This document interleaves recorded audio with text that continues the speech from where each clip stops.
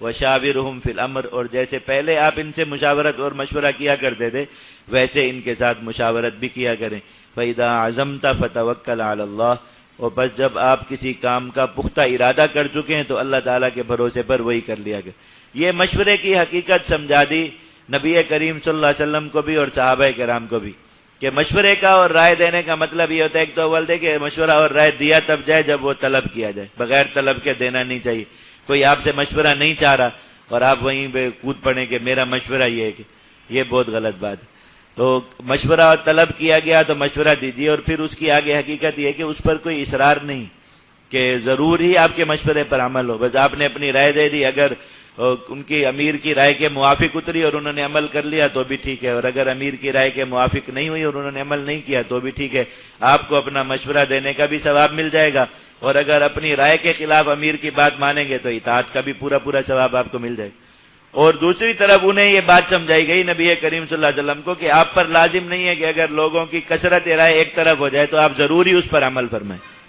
بلکہ آپ سارے لوگوں کی رائے یہ ہوں کہ یہ ایسا نہیں کرنا چاہیے، لیکن آپ کے دل میں یہ خیال ہے کہ ایسا کرنا چاہیے تو آپ بے شک اپنی رائے پر عمل کریں، اس میں کوئی گناہ نہیں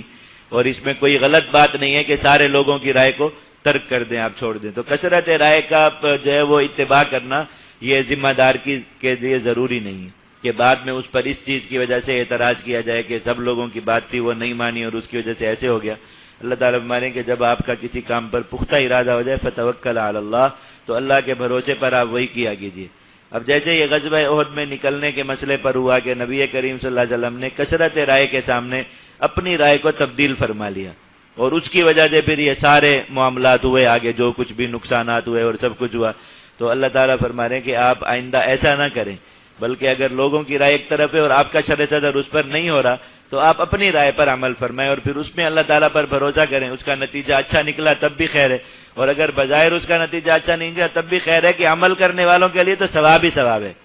آپ دیکھیں کہ چھوٹا ہونے میں کتنی خیر ہے کہ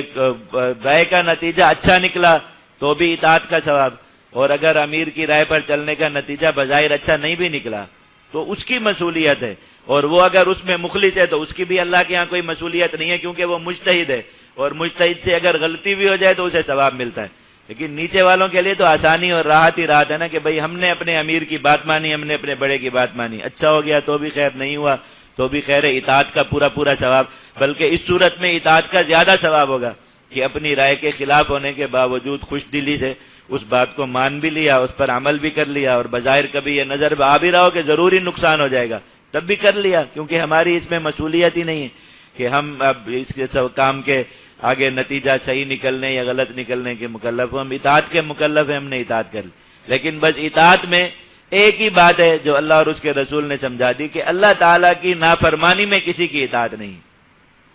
کوئی شخص ایسا امر کر رہا ہے جو پتہ ہے کہ اللہ کی نافرمانی، بس اس میں اطاعت نہیں ہے، اس سے نیچے ہر کام میں اطاعت، اچھا اس کا نتیجہ نکلنے کی توقع یا برا نتیجہ نکلنے کی توقع، اس میں ہر حال میں اطاعت ہے، اور ایسی اطاعت ہے جیسے نماز کے امام کی اطاعت ہوتی ہے، اور اس میں مصولیت اس کی ہے، آپ کی کوئی مصولیت نہیں۔ آپ کی مصولیت اتنی ہے کہ آپ نے اپنے امیر کا اور اپنے بڑے کا حکم کس حد تک مانا۔